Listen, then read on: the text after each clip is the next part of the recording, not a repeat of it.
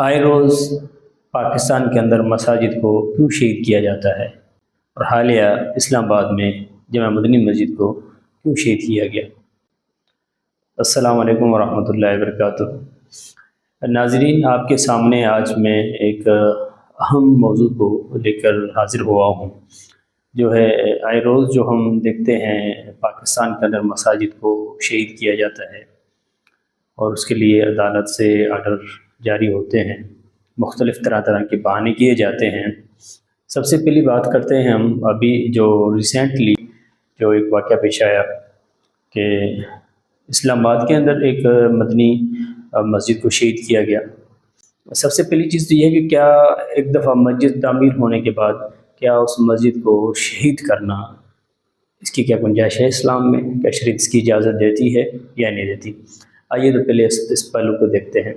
مسجد اگر کسی کی ذاتی پراپرٹی پر بنایا گیا اور اس کے اجازت کے بغیر بنایا گیا تو اس مقام پر بڑی کوشش کرنے کے باوجود کہ اس کے مال کے جو پراپرٹی کا جو مالک ہے، جو اونر ہے، اس کو راضی کیا جائے اس بات پہ کہ وہ اس کا جو رقم لے کے اس مسجد کو برقرار رکھنے کی اجازت دے، لیکن وہ اگر غیر مسلم ہے یا مسلمان ہے، اس چیز کی اجازت نہیں دیتا، تو اس مسجد کے گرانے کی اجازت ہے شریعت میں۔ لیکن اگر وہ مسجد ایک پبلک پلیس میں بنایا گیا، کسی کی ذاتی ملکیت نہیں ہے، گورنمنٹ کی پراپرٹی ہے، تو کیا پھر ایسی مساجد کو گرانا ایسے مساجد کو گرانا جائز ہے یا نہیں؟ آئیے تو آج اس ٹاپک کو کھل کر بات کرتے ہیں۔ پہلی بات تو یہ ہے کہ عموماً آپ دیکھتے ہیں جس طرح ماضی قریب میں ایک مسئلہ ہوا تھا کراچی کے اندر کہ جی یہ جو فلاں مسجد ہے وہ اس کا جو کچھ حصہ ہے وہ پارک کا آتا ہے، اس لیے اس مسجد کو گرا دیا جائے اور پارک کو بحال کر دیا جائے۔ نہ ان میں کچھ عقل، نہ کچھ ان میں سمجھ، نہ کسی قسم کا سینس۔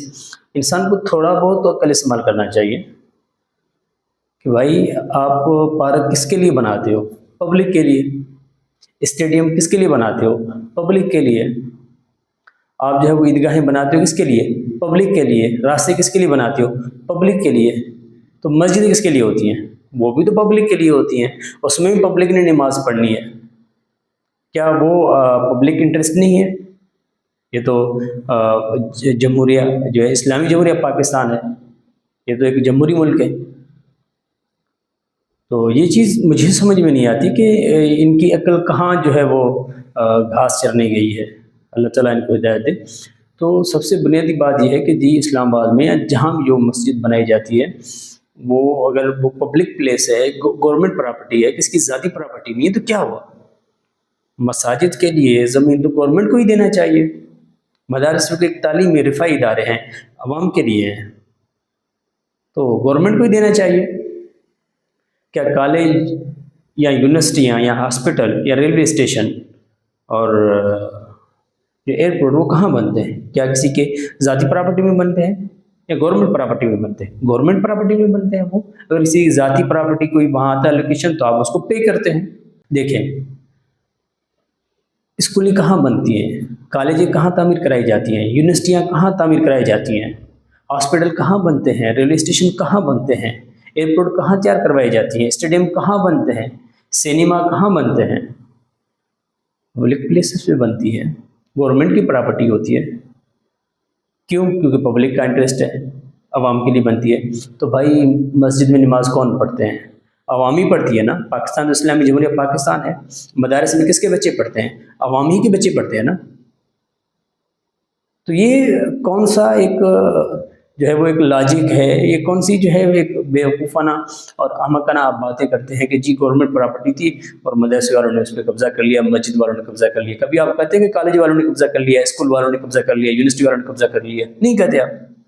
کیوں؟ کہ وہ پبلک جو ہے وہ انٹرسٹ ہے اس میں، تو یہ بھی تو پبلک کے لیے ہوتے ہیں۔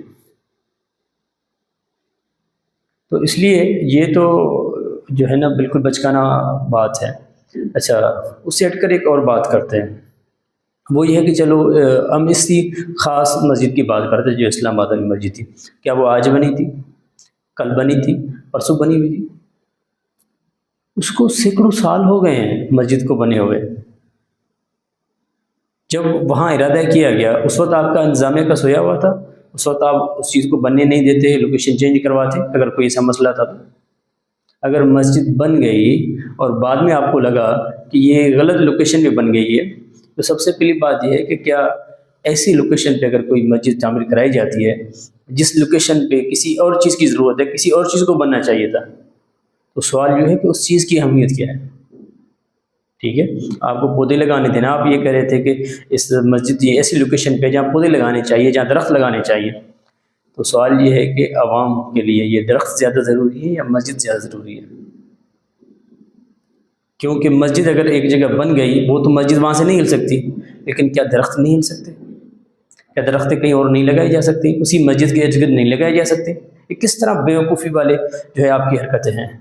اور پھر جو ہے راتوں رات تو پتہ ہی نہیں چلے کہ راتوں رات مسجد اور مدرسے کو شہید کر لینا اور وہاں مٹی ڈال کے جو ہے پودے لگا دینا، یہ کہاں کی دانش مندی ہے؟ یہ کہاں کی عقل مندی ہے؟ خود یہ آپ کا جو حرکت ہے، آپ کا جو یہ ایکٹ ہے، یہ خود بتاتا ہے کہ اس کے پیچھے کوئی سازش ہے، کوئی وجہ ہے، کوئی ریزن ہے، ورنہ اتنا کون جلدی کرتا ہے کہ راتوں رات ایک چیز کا مطلب آپ نے تو سیدھی سی بات یہ ہے کہ آپ نے اس بات کو چھپانے کی کوشش کی، کسی طریقے سے یہ مسئلہ چھپ جائے، دب جائے، لیکن چونکہ وہ اللہ کا گھر ہے، ان المساجد للہ، وہ اللہ کے گھر ہے، تو اللہ تعالیٰ کو یہ منظور نہیں تھا، اللہ تعالیٰ نے اس چیز کو عیا کیا اور شدید عوامی رد عمل آئی۔